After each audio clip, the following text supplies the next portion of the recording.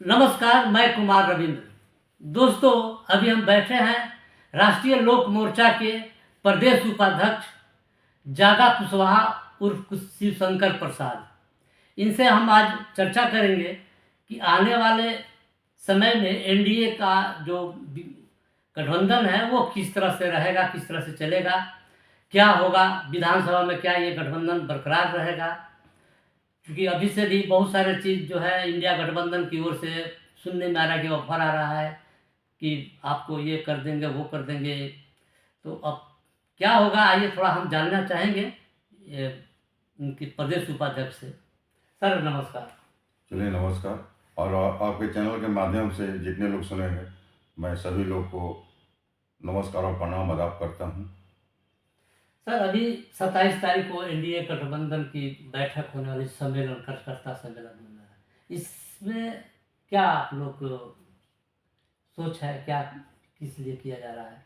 अभी तो चुनाव में देर है। नहीं, चलिए, हम लोग का जो भी एनडीए के साथ गठबंधन है, सभी कार्यकर्ता एक दूसरे से मिलेंगे। कार्यकर्ता सम्मेलन का मतलब यही है, एनडीए का में हम लोग जितने घटक दल हैं, जदयू हुआ, बीजेपी है, हमारा पार्टी है राष्ट्रीय लोक मोर्चा, हम हैं, चिराग पासवान जी का है, सभी कार्यकर्ता। पहले ये चर्चा चल रहा था कि ऊपर लोग तालमेल कर रहे हैं, नीचे कार्यकर्ता में तालमेल नहीं हो रहा है। तो उसी सामंजस्य बैठाने के लिए एक दूसरे में बातचीत हो, अपनी बात आदान प्रदान हो, इसलिए मैंने हम लोग का पार्टी जो भी है, ये प्रस्ताव हमारे राष्ट्रीय अध्यक्ष माननीय उपेंद्र कुशवाहा जी ने वहाँ पर एनडीए का जो भी बैठक हुआ था उसमें इस बात को रखे थे और एनडीए को अच्छा लगा। तो ऐसे ही हम लोग कार्यक्रम, हमारी पार्टी का जो अपना प्रस्ताव रखा, उस प्रस्ताव अच्छा लगा, तो सभी एनडीए के पार्टी के लोग ने ये कार्यक्रम को चालू किया है। अभी बात यहाँ यह है कि इस एनडीए गठबंधन में जो भी भाजपा को सपोर्ट करने वाले दल हैं या गठबंधन में शामिल है, तो लगभग वो ओबीसी, एससी, एसटी वर्ग से, मतलब नेता जो अगुआ है, जैसे नीतीश जी, चिराग पासवान हो गए, जीतन राम मांझी हो गए, ये सब जो हैं, जिस तरह से भाजपा केंद्र जो एनडीए सरकार कर रही है, इसे अमित शाह ने अम्बेडकर साहब को इतना बड़ा बवाल कर दिया, इतना बड़ा बयान दे दिया गलत।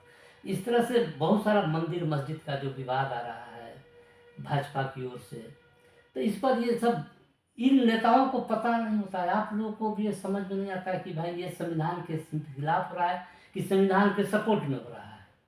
देखिए, आपके चैनल के माध्यम से बताना चाहते हैं, देश संविधान पर चलता है और कोई भी दल, कोई भी पार्टी हो, उसकी औकात नहीं है कि संविधान से बाहर होगा। संविधान के ही रास्ता पर उसको चलना है। तो कुछ अफवाह लोग फैलाकर, अमित शाह जी ने ऐसा कोई अम्बेडकर साहब को बयान नहीं दिए हैं, लेकिन सोशल मीडिया का जमाना है, आधा बात को काट कर लोग चला दे रहा है। लेकिन उनकी पूरी बात को सुनिएगा तो वैसा कोई ऐसा टिप्पणी अम्बेडकर साहब को नहीं किए हैं, इसलिए कि वो भी भारत सरकार में मंत्री हैं, गृह मंत्री हैं, तो वो भी बाबा साहब के बनाए हुए संविधान पर ही, नियम कानून जो बना उसी पर ही चल रहे हैं, उसी पर अपना जो भी नियम कानून है, सत्ता में कैसे चलना चाहिए, बाबा साहब के बनाए हुए पर ही चलते हैं। इसलिए कि विपक्षी लोग का कोई मुद्दा है नहीं, तो कोई ना कोई मुद्दा निकाल कर, मस्जिद, मंदिर, ये सब नाना प्रकार का, मस्जिद भी गिरा रहा है, उसकी बाउंड्री भी हो रहा है, सरकार कर रही है, एनडीए की सरकार कर रही है, उसका मस्जिद का भी मैंने कब्रिस्तान गिरा रहा है। तो हिंदू का भी काम हो रहा है, मंदिर का हो, और मुस्लिम का भी हो, मस्जिद का भी काम हो रहा है, हर समाज का। तो एनडीए सरकार सभी समाज, सभी वर्ग को साथ में लेकर चलती है और उसकी हर कोई को हक हिस्सेदारी बराबर देती है। तो ये लोग का जो भी विपक्षी लोग है, कोई मुद्दा नहीं है और ये लोग जनता को गुमराह करने वाले हैं। जनता भी समझ रही है कि ये लोग का गुमराह करने के सिवाय और कुछ भी नहीं है। लेकिन जैसा कि आप अम्बेडकर की जयंती मना रहे हैं, चाहे भाजपा मनाती है, अम्बेडकर की जयंती मनाती है, तो क्या अम्बेडकर साहब तो साफ कहते हैं कि मतलब वो देवी देवता नहीं होते, ईश्वर नहीं होते, स्वर्ग नरक नहीं होते। ये तो आप भी जानते हैं, हम भी जानते हैं, हर कोई जानता है कि ऐसा ये सब काल्पनिक चीज़ें हैं। फिर भी इस काल्पनिक में ये राजनीति की बात देखिए, कैसे समाज आपको बता देते हैं, ये प्रजातंत्र है, हर कोई का अपना अपना अधिकार है, हर कोई जिस आस्था में अपना विश्वास करे। अगर आपको गौतम बुद्ध की विचारधारा में विश्वास है तो उसमें चलते हैं, किसी को ईसा मसीह विश्वास है उसमें चलते हैं। तो ये प्रजातंत्र है, प्रजातंत्र में जिसको जहां विश्वास है वहां पर अपना लोग धर्म को मान रहे हैं, इसमें कोई टिप्पा टिप्पणी नहीं होनी चाहिए। और भाजपा को सिर्फ लोग बदनाम कर रहे हैं, एनडीए को बदनाम कर रहे हैं कि ऐसा ऐसा, मैंने अम्बेडकर साहब को सभी पार्टी के लोग बनाते हैं। एक मनाना, एक मानना, एक जानना, ये आपको मालूम है ना कि अम्बेडकर साहब का भी शादी किस समाज में हुआ था? वो भी ब्राह्मण समाज में किए थे।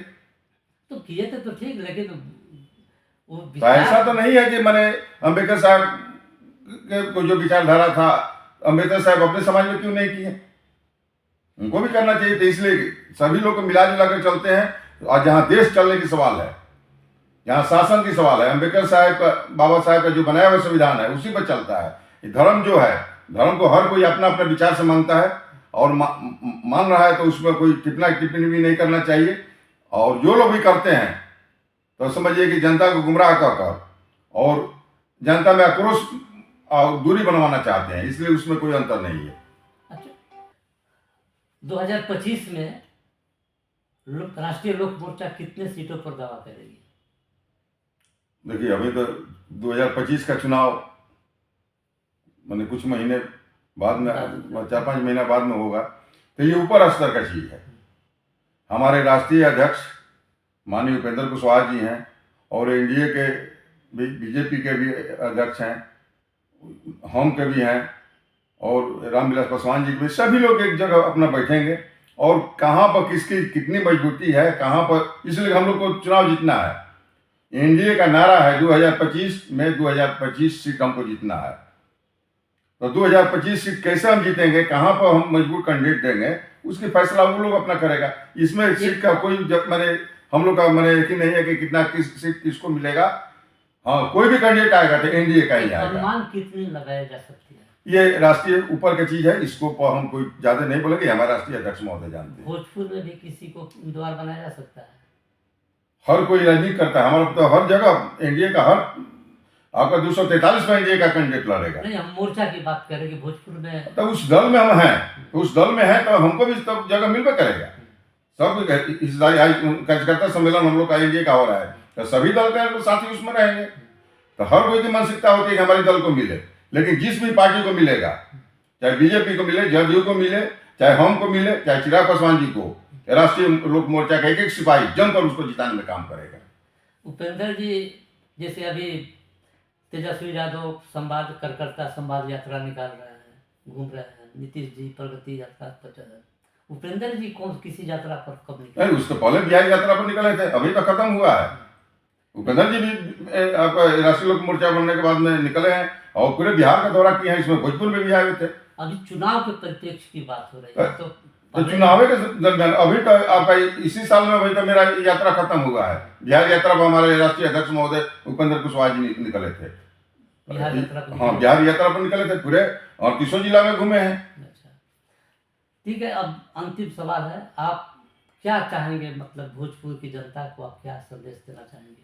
भोजपुर की जनता को यही कहेंगे कि जो भी गठबंधन के, इंडिया गठबंधन के लोग हैं, बहुत से बहकावा देंगे, अब बहुत से लालच देंगे कुर्सी पाने के लिए कि हम मुख्यमंत्री बन जाए, सरकार में सत्ता में आ जाएं।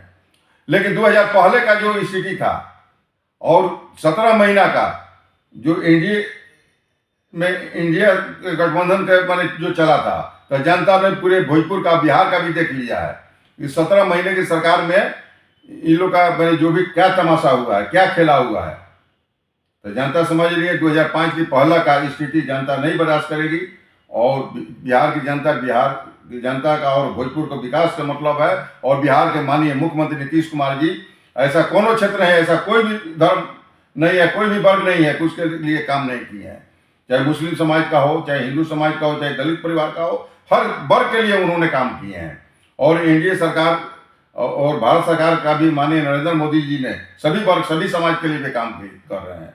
तो ये विकास की ओर पूरा भोजपुर देख रहा है, बिहार देख रहा है। और इन लोग के बहकाव में नहीं, बहुत नाना प्रकार के लोग लालच लोग दे रहे हैं, लेकिन जनता समझ रही है कि 2 दिन के चांदनी फिर अंधेरी रात, फिर का वही 2005 का पहले का जो स्थिति था वो लोग बिहार में ला देंगे।